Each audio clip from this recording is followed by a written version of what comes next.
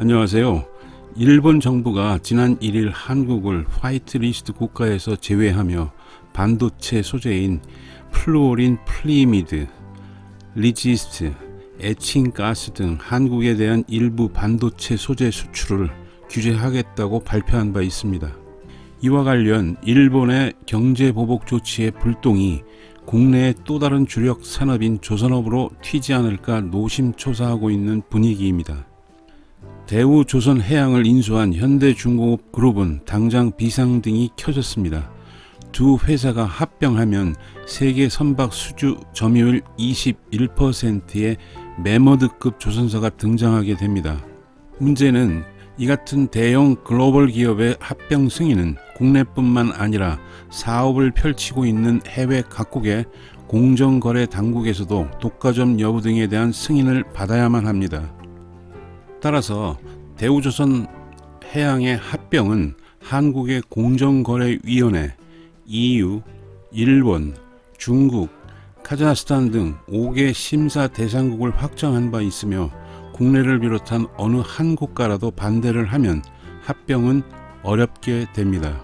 현대중공업 그룹은 대우조선과 기업 결합을 위해 지난 1일 한국공정거래위원회에 심사를 신청한 데 이어 7월 중으로 일본과 유럽연합 EU, 중국, 카자흐스탄 등 한국을 포함 5개국에 신청서를 낼 예정입니다. 그동안 현대중공업 측은 EU의 반대 가능성을 우려했습니다. 해운업이 강한 EU는 대형 조선소가 발주처의 권익을 침해할 수 있다는 논리를 펴고 있는 상황에서 일본의 경제 보복 조치로 일본 공정거래 당국의 판단 여부가 핵심으로 떠올랐습니다. 기업 결합 심사는 관련 법령에 따라 진행하기 때문에 반한 감정을 이유로 현대중공업이 제출한 기업 결합 승인을 불허할 수는 없을 것이나 여러 까다로운 조건을 내세우면서 시간을 끄는 방식으로 결정을 늦출 가능성이 있을 수 있는 것이 문제입니다. 기업 결합 심사는 각국의 까다로운 이해관계를 감안해야 하므로 정상적으로 처리를 한다 하더라도 수개월이 소요될 것입니다.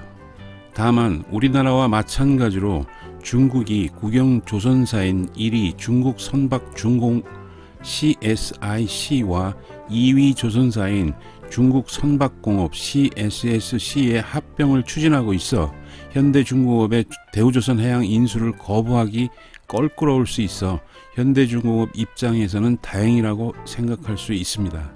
끝으로 일본 정부의 반도체 관련 수출 규제가 양국 간 슬기롭게 피해를 주지 않고 원만히 해결될 수 있기를 바랍니다.